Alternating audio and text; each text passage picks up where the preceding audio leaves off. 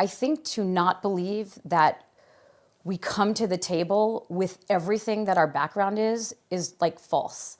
We really need to believe who I am is because of the way I was raised, is because of the financial situation in the home that I was raised in, because of the education I've been given. So my family issues, my background, everything that I'm bringing to the table when I sit across from some guy I'm going to date, this plays the role of my character. So my personality is my personality, but it is absolutely framed by my life's experience. You know, I'm not just a newborn baby that had zero experience in life. Circumstances happen, life happens. So that is what I'm bringing to the table. And it's to be embraced because we are who we are because of what happened in our life, negative or positive. So when we work that through, and you have to work that through before you get married, you don't want to bring baggage, you just want to bring the good stuff. So when you figure out really who you are because of everything in the past, you leave the past behind, accept the people and the love and the support, and you go forward because now you're looking into a new space of what your rest of your life is going to be. Really, it is a mathematical equation, and you almost have to come to it coldly. Am I ready to share of myself, of my finances, of my time, of my space, of everything that I am with someone else?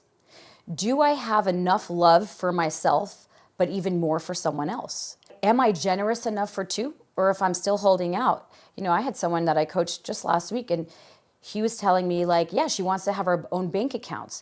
Now, technically that's a great idea. But if she doesn't think that she can dip into your account or that you can dip into her account, there's already something that you still need separate and you're not letting the other person in. You could have a joint account. Why don't we talk about the third way? So you can always work it out, but when you need to be so separate, you're not ready to let someone else in. And you need to really take accounting of, do I have, when I look, you know, Rabbi Manis Friedman says, when you look in the mirror, are you sick of seeing yourself? Would you like to see somebody else? Now you're ready. So I'm sure there's a lot more that goes along with how do you know you're ready. You want to feel that you need someone else in your life to have a meaningful purpose for the rest of your life. What does the rest of my life look like? Is it just me, and I? Because I'm going to get pretty sick of myself soon. So what am I looking for with someone else?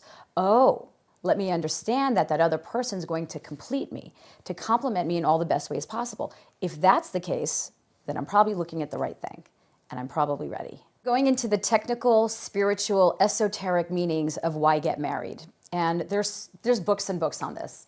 And I'm not a rabbi, but I have learned. But, you know, to say it clearly, like, we got to go back to the question of why did Hashem create the world? If the world was created so that we can have a relationship with Hashem, because Hashem was fine by himself. And then one day he decided, you know what? I'm really cool. Everything's good. But I desire a relationship with my people. So he creates 6 days of creation, we get the world, rests on the seventh. So if the purpose of creation and to create man was so that we can be in a relationship with Hashem, this is what he wants from the world. So when I get married, I am literally created in the image of God, because that's how he created us, so that I could be in a relationship with Hashem. And if I'm my soul, but my soul is incomplete, and we are incomplete until we have our match, our soulmate, match up with their soul to my soul, now we're one. And then we become one with Hashem. So if I'm one with God, this is meaning in life. This is eternal blessing. You know, being married, you're in a state of blessing. This is a mitzvah. I just have to be married and I'm already doing a mitzvah. It's like sitting in the sukkah, you're in the mitzvah. So of course there's so much more to that, but why get to be one with Hashem? This is our purpose. This is our meaning. This is what we want to feel. This is our value in life.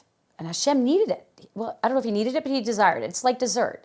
You know, do we need dessert? We don't need dessert. We desire dessert. He desired a relationship with us. Did he need it? That's on Hashem. But I need Hashem because I'm complete when I have Hashem. So when I'm looking for a soulmate, I am looking for the person that spiritually actually completes me so that I can be one with Hashem. There's a few things we're going to be looking for, but one of them, and the main one, is actually, are we spiritually good for each other?